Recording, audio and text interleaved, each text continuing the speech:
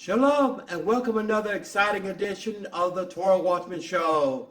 None other, your humble Cardi servant here and host, cordially welcomes you, Rev ben-Emmett. And what time is it? Let me see here. Wow, I'm way overdue for a special message to you. Yes, we're going to talk about a very controversial subject, the human soul. Does that sound very complicated to you? You know, Gentiles around the world are getting ready for Halloween on October 31st, and it goes back to the Anglo-Saxons, the Wiccans, and Druids, all of this, and worshiping the dead and spirits and all of this stuff.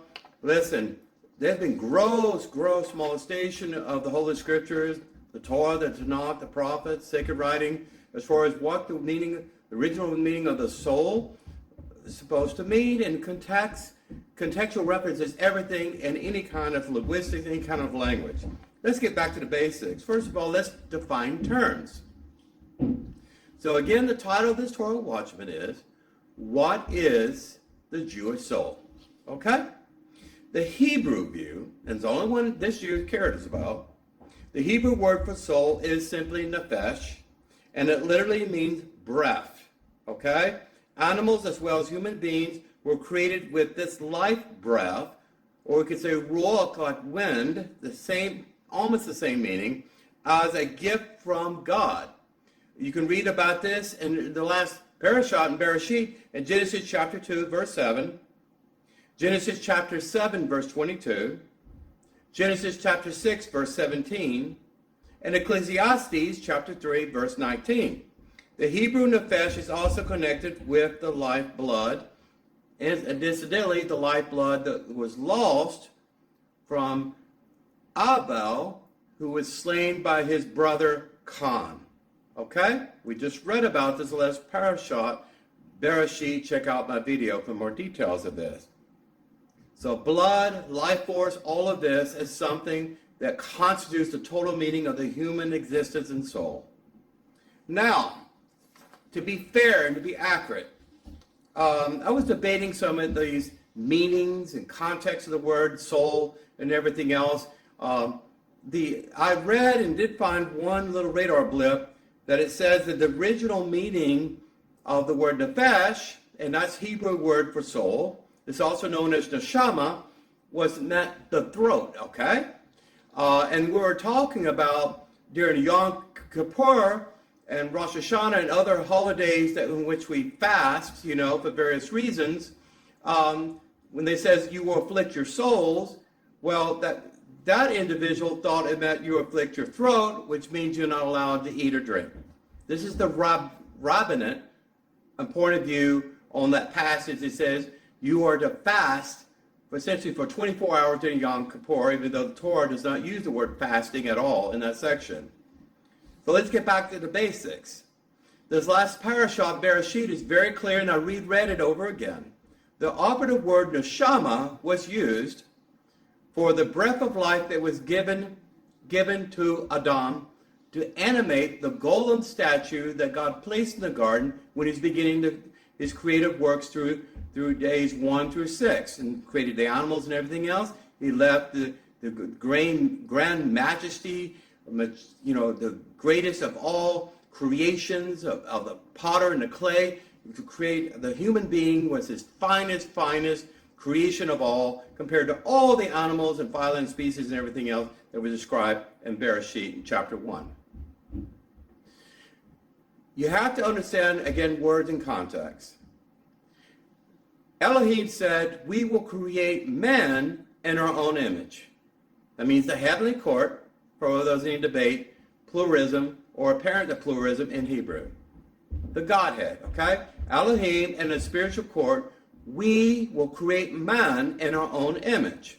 And immediately following that, I think the next paragraph, that God breathed through the nostrils of Adam the breath of life. And in Hebrew, you read that from the English translation, it clearly says Neshimah. Not talking about the throat, not talking about our breathe food and water into Adam's throat. It's not saying that. It's completely ridiculous to say that. Some words have different meanings in Hebrew based on their context, again, where you find them, who is saying what. King David, for instance, talks a lot about my spirit, my spirit's afflicted, my soul. The word Nephesh is actually mentioned in the entire Tanakh, I think 758 times. And I seriously doubt it was mentioned that much in the Holy Scriptures, divined by the words of God as espoused through his prophets, etc., to mean the throat and about eating and drinking, which the logical segue is when you talk about the soul, or in that context, you're talking about eating, a feast, or not eating and fasting. So it's kind of a silly argument. Now bear with me. I like some of the Chabadniks, their point of view or spirituality. I'm a very spiritual Jew, okay? I follow the 13 fundamental principles of Judaism established by the Ramban, Maimonides, okay? Throw a dart at me if you want to. But I think a lot of Hardy Jews of sensible mind will pretty much say, we believe in the resurrection of the dead, we believe in the coming of Mashiach, we believe in life after death, even though the Jewish Bible does not talk a lot at all about the afterlife. It's about how we live our life, and our witness, our legacy is the most important thing. Get your life right above the ground, you don't have to worry what happens when you're below the ground. All kidding aside. Staying on script, you see my notes here. This is some research, okay? So quickly, I always mentioned before, Ruach is referred to the wind. It can also mean the spirit. And in Bereshit, in the very beginning, it says Elohim moved across the face of the waters of the earth. The waters of heaven, the waters of the firmament, the stars and galaxies and planets, building the sun, celestial spheres, and of course the waters below. So it says the spirit of Elohim, the divine creator, blessed be his name, moved across that. Not talking about his throat again, okay? It's more supernal than thinking about corporeal things like eating and drinking, okay? So Nephesh and Neshimah are used synonymously, and sometimes simultaneously in the same book in the Bible as referring to breath or life force. You could say, again, like Abel, when he was killed and murdered by Khan, he lost his life force and the issuing of his blood, which cried out to God for vengeance. And I believe, I don't want to get off in the rabbit's hole, I believe that was a mandate that animals had to die on behalf of us for atonement of sins, or sins of commission, omission, and so on, the sacrificial offerings there. When that blood was spilled, it was a fundamental change in the entire quantum configuration of human beings, right down to the DNA, right down to the bone and sinew. So the Hasidic masters, they call them, I don't know, they're masters of what, I don't know, but essentially, I agree with some of this, okay? They say essentially Nephesh is a soul, which is the engine of physical life. It says very clearly that God gave a Nephesh to all animals, because animals would be just statuines, and not animated forms of life, organisms. To this day, we cannot create a bacterium from amino acids. There's a spark of Elohim in every single living organism, right down to the single cell amoeba and the protozoans, and get down to the smallest of organisms there. Even the virus, sometimes it's dormant, sometimes it's living. Well, it's still, for it to even activate and do this, it has to have that spark of Elohim upon it. In other words, it has to have the Neshimah, it has to have the Nephesh. The words are basically the same, but I would go to the original use of the word for soul in the proper context, that God literally breathed a living soul into Adam and gave him animation and life, a life force, a beating of his heart, breathing, exhaling, living, and everything else, as apart from something that was just standing there inanimate, as a statue, as a golem. So the word Neshimah was used for breath of life. I've always liked the word Neshimah better than Nephesh, because when you think about breath of life, it's also used in the same context as my spirit. When you're not talking about ghosts and goblins and skeletons in the closet, when I say my spirit, I'm talking about that dynamic force within me that makes me sentient. That's why God said, I created you in our image. I created you in my image. We have a higher form of Neshimah than any animal does. I'm sorry. Your favorite dog or cat? I love my cat. A favorite pet? I look forward to seeing her every day to come up with work, but I know she's here today and going tomorrow. She only has that animation, the spirit of Elohim, until her body gives way to old age and sickness or whatever. And they will all live 120 years. But don't get confused with these terms, okay, folks? Listen. If you want to fast. On Yom Kippur, if you want to fast, it is, I think Carter Jews fast as well, but there's no mitzvah, there's no mandate there at all. When it says, how do you afflict your souls? How do you afflict your neshama? How do you afflict your nephesh? It's not talking about eating or drinking or the prohibition of eating and drinking. I could go on, but essentially, we do have two souls, in conclusion. We have that animalistic part of ourself. Then we have that supernal part of our inner self. And we're caught in between we're diametrically opposed, but we are designed to be interoperable.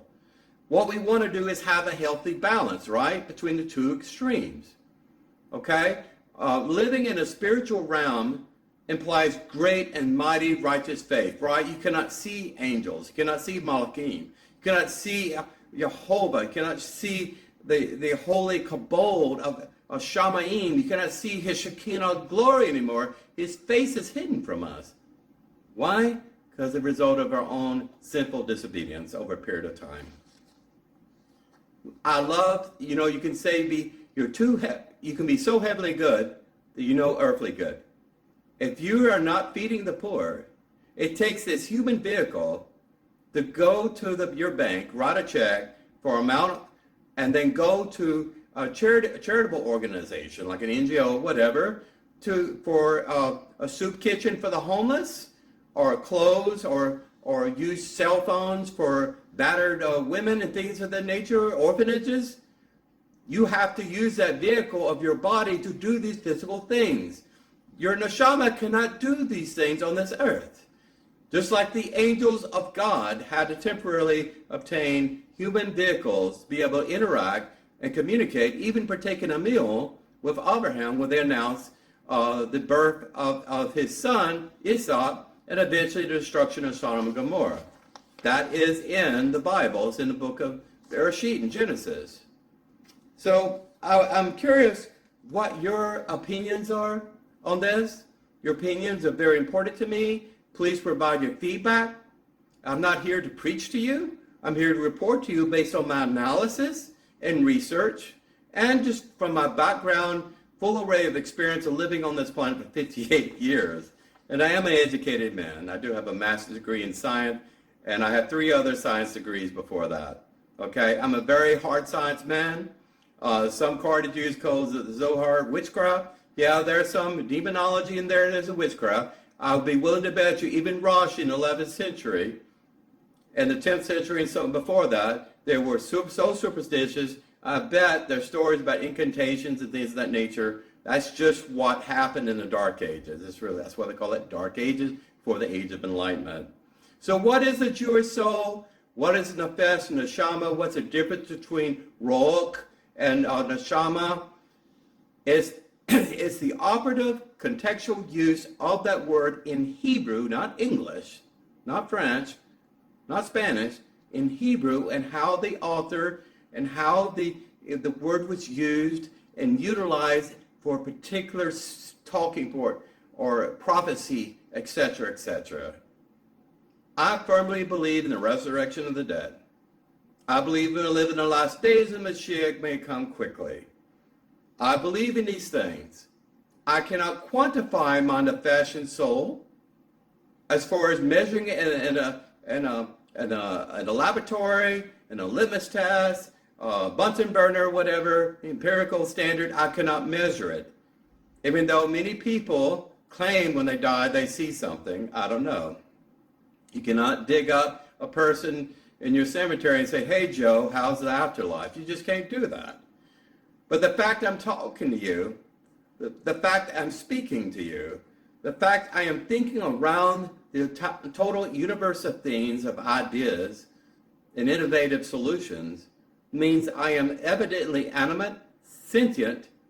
I'm not saying I'm the most intelligent person in the world. I'm saying I am situation aware more than a chimpanzee hanging by its tail from a banana tree. I hope everyone has a wonderful week to come. Of course, a lot of people are mourning for the Jews, and rightly so. A lot of, burying the dead is a horrible thing. Sitting Shiva, think about thousands of people dead, thinking about unresolved missing people, like in hostage situations.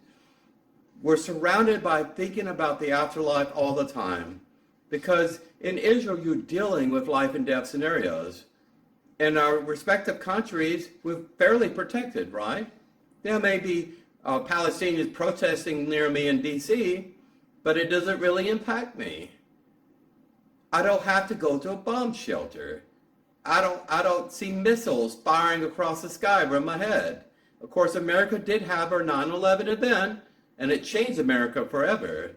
And now we're dealing with it again with Israel, our greatest partner in the Middle East. We're a Judeo-Christian nation. We should stand by Israel, whether you're Jew or Gentile. Remember, those that choose to bless Israel, God will choose to bless them. And the verse is true as well. Take care. Rev Yara, ben-Emmett signing out. Until the next time, God bless you. Shalom Aleichem.